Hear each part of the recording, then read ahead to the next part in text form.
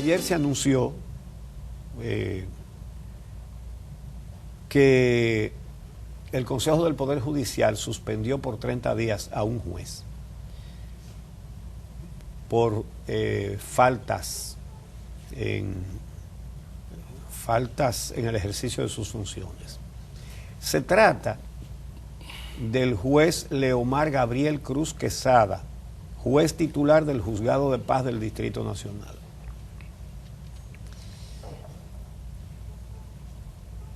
El Consejo del Poder Judicial declaró a Cruz Quesada culpable de cometer faltas en el ejercicio de sus funciones por mantener relaciones comerciales, dicen ellos, con la discoteca Onyx 1984, ya que considera que esto empaña la solemnidad de la investidura de un juez.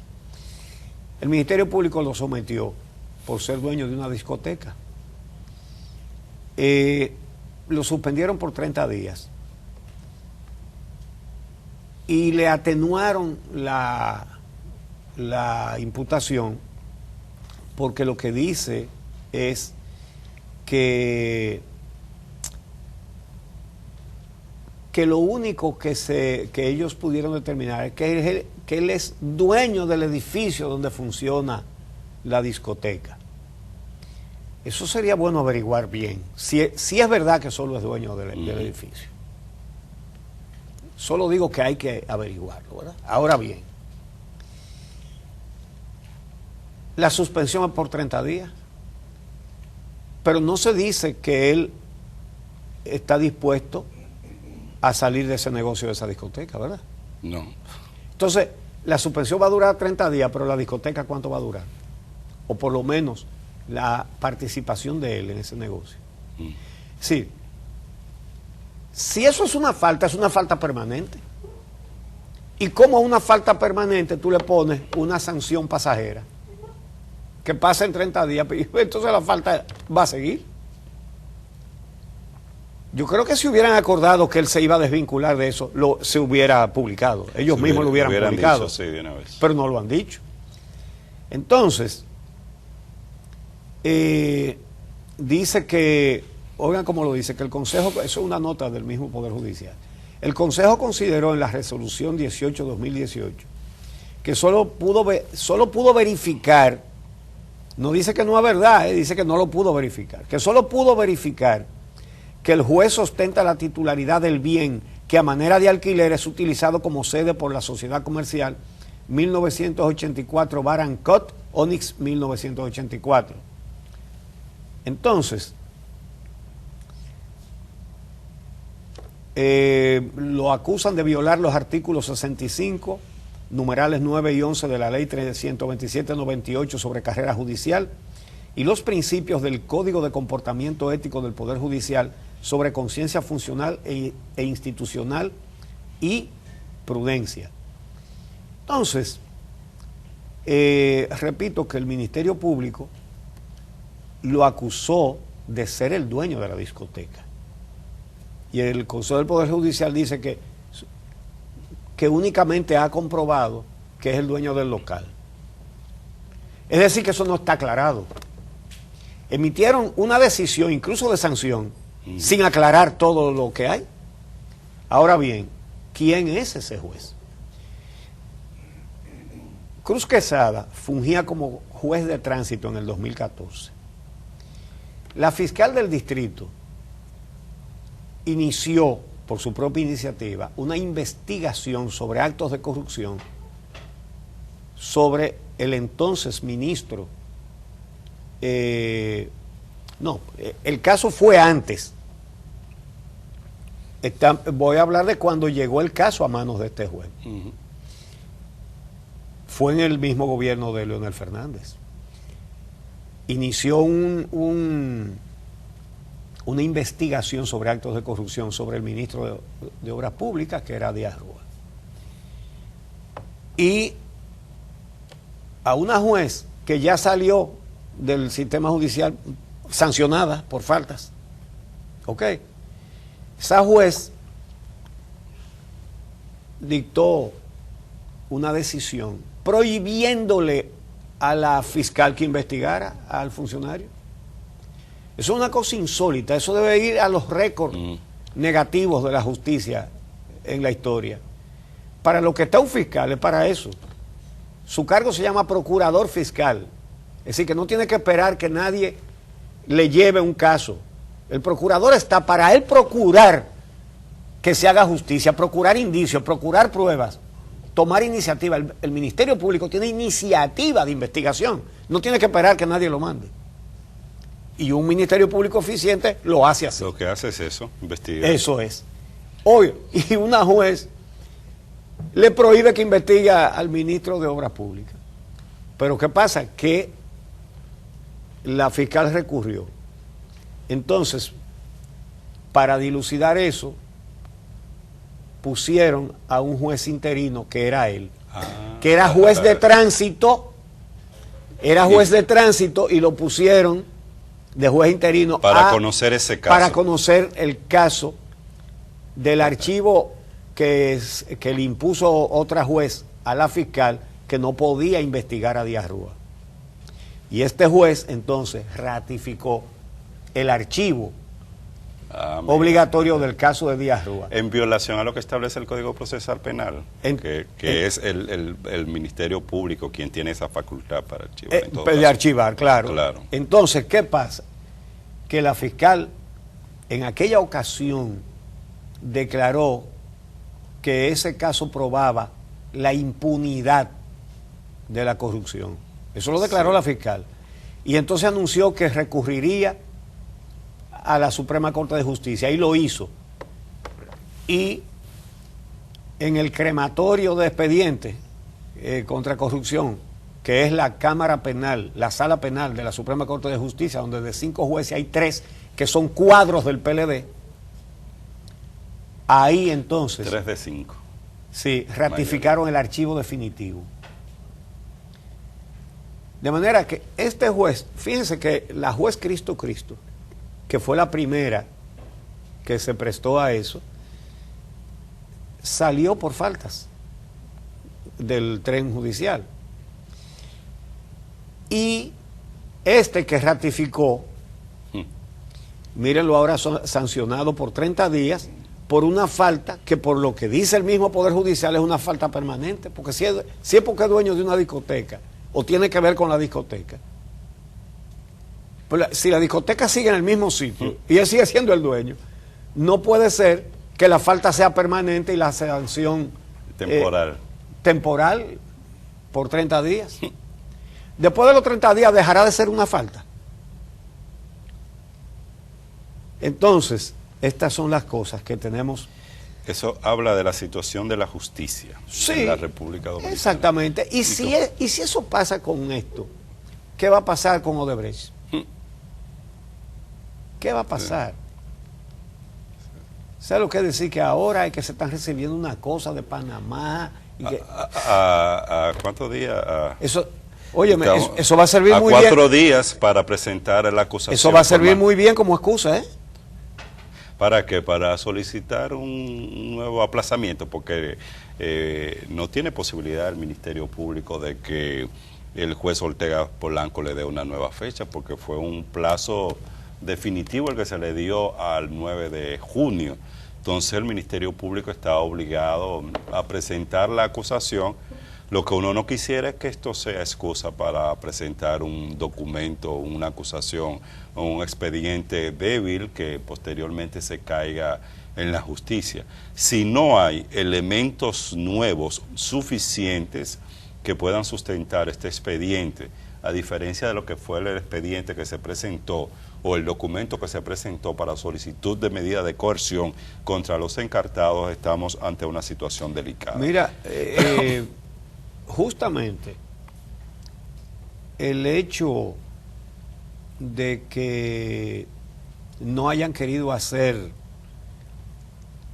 las auditorías de las obras de Odebrecht con la presteza que reclamaba la importancia de este caso, y cualquier caso lo reclamaba también, porque un delito es un delito. Este es grandísimo, pero es un delito. Hasta un delito de poca monta ameritaba una auditoría. Entonces ahora dice que ya no hay tiempo para presentarla. Entonces el expediente se va sin ese elemento. Se va sin ese elemento. Así. ¿Y puede alguien creer que eso le sorprendió, que fue una casualidad? No. Primero el procurador no quería investigar las sobrevaluaciones. Y después que se vio compelido a decir que sí, que le iban a investigar por los cuestionamientos, entonces la Cámara de Cuentas dijo que no tenía dinero con que hacer auditoría. Cuando la Cámara de Cuentas lo único que hace es auditoría. Es para eso que está, nada más. Y se le aumentó el presupuesto el año pasado. Sí. ¿Y qué pasó con ese dinero? No, que entonces después dijo, sí, ya la estamos haciendo. Y ahora dice, no hubo tiempo. No, ese dinero, no hubo tiempo, entonces eso no puede ir en el expediente. Ese dinero se usó para lo que la Cámara de Cuentas entendía era más urgente. Sí. Que era incrementarse sus salarios. Exacto. Los salarios de los miembros. Exactamente. Entonces, señores, se acerca esa fecha. ¿Qué va a pasar? El sábado. Y realmente hay poca duda de qué va a pasar con la justicia. Yo no creo que nadie se está haciendo ilusiones aquí de que se va a hacer justicia. Pero la expectativa no es qué va a pasar en la justicia. La expectativa es qué va a pasar en la conciencia de cada ciudadano de este país. ¿Qué va a pasar en el corazón y en el cerebro de cada dominicano y de cada dominicana aquí? Ya decidimos abandonarnos, que nos sigan robando y que nos picoteen y que nos quemen vivos. O nos vamos a decidir a luchar cívicamente, pero con toda la contundencia que la situación precisa, que la situación reclama. Usted podrá quedarse en su casa tranquilo. Ahorita vamos a hablar con el representante del Banco Mundial, vamos a ver cómo es que está nuestra economía. Aquí vienen problemas económicos, que ese es un factor que no ha estado.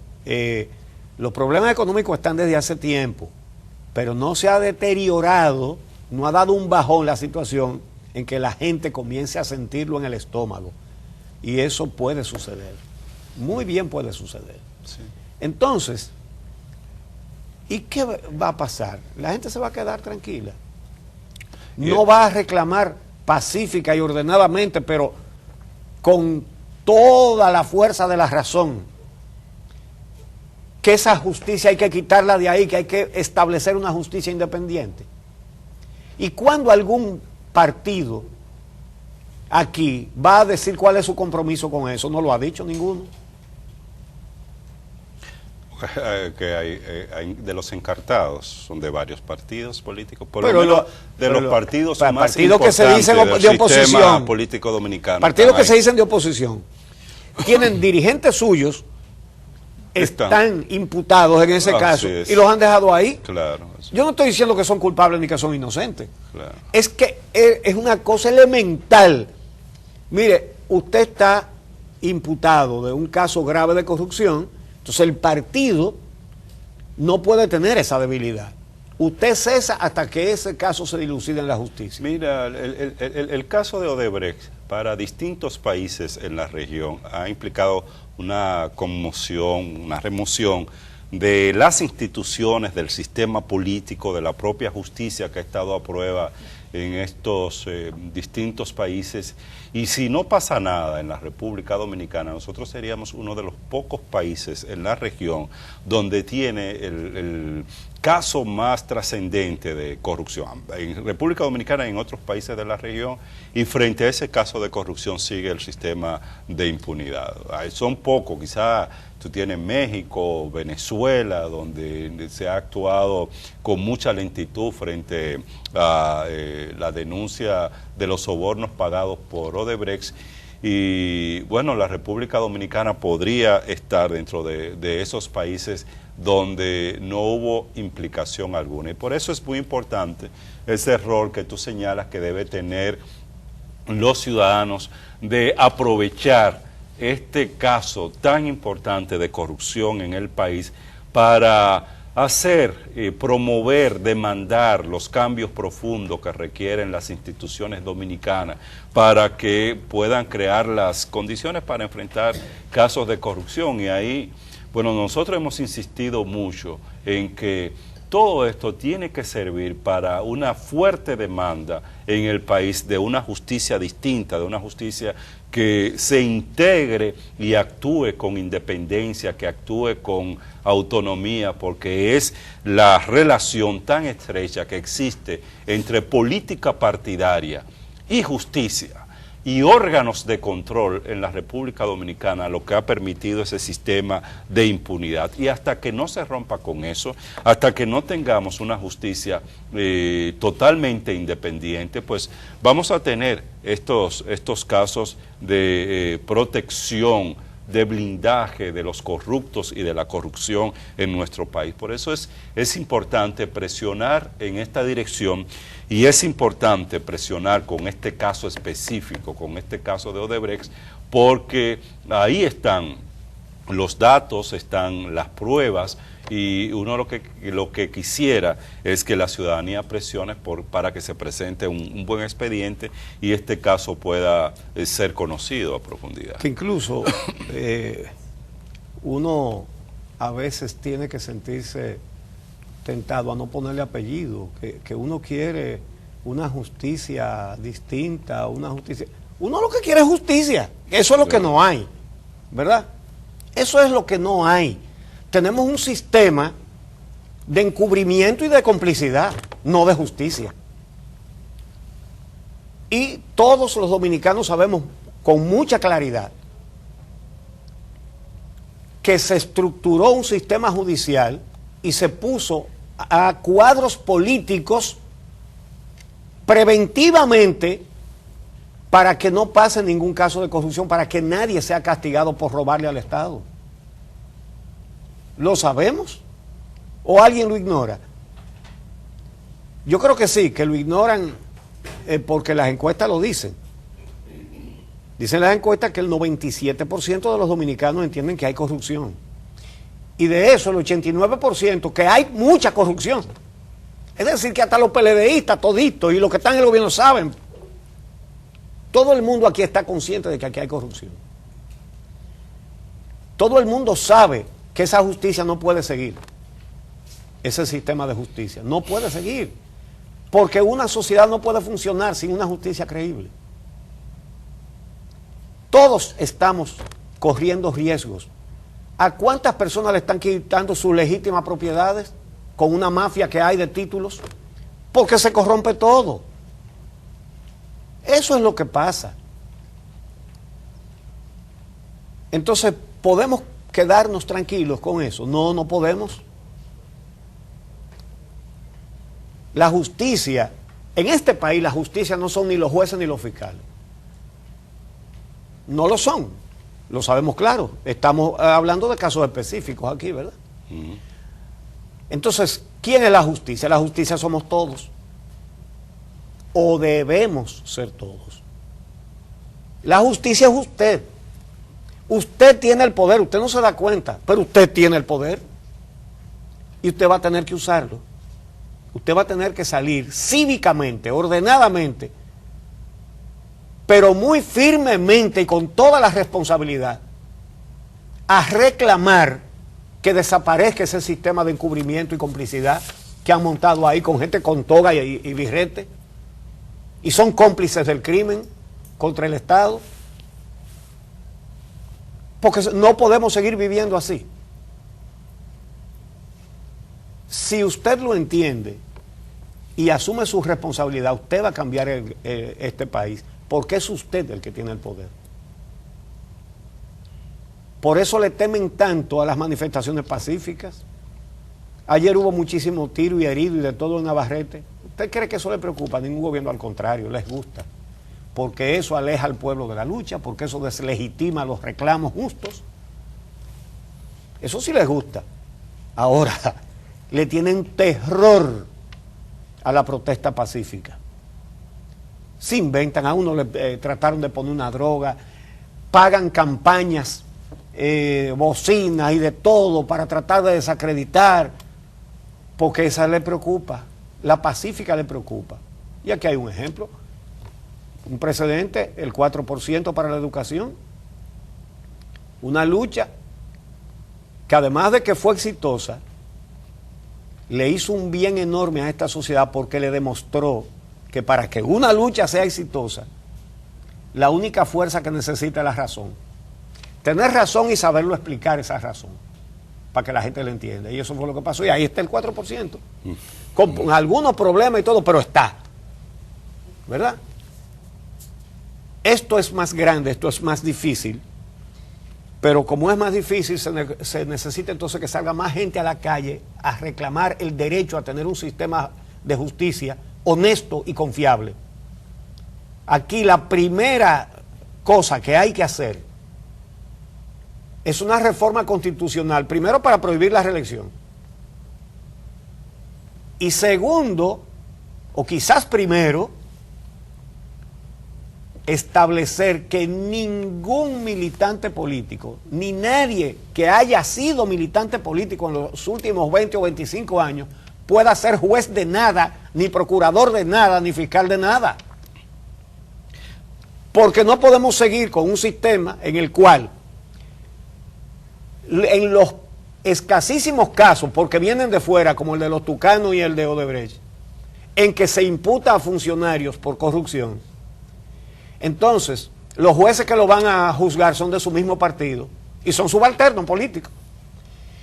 Y los fiscales y el procurador son del mismo partido político, todos subalternos. Aquí vimos el espectáculo, el secretario de organización del partido juzgado por sus subalternos políticos. Claro, no al lugar, con todas las pruebas, no al lugar. Y ante una crisis de ese tamaño,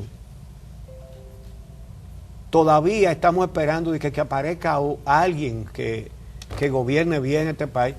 Eso no va a suceder nunca. Ningún partido está planteando nada que hacer con esto, solo usted. Bueno. Así que intégrese a luchar pacíficamente y a reclamar una justicia independiente, porque sin eso no podemos seguir viviendo.